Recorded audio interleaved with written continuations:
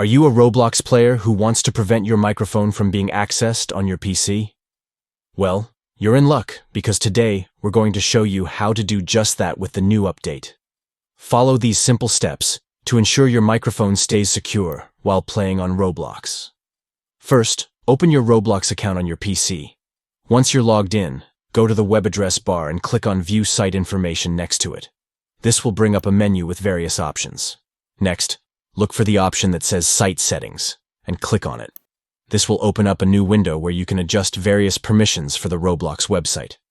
Under the Permissions section, you should see an option that says Microphone.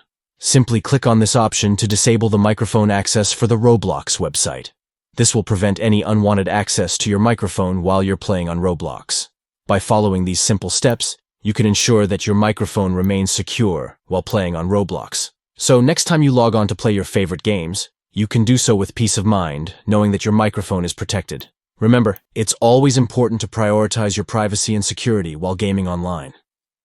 By taking proactive steps like disabling your microphone access, you can enjoy a safer and more secure gaming experience on Roblox. Thanks for watching, and happy gaming!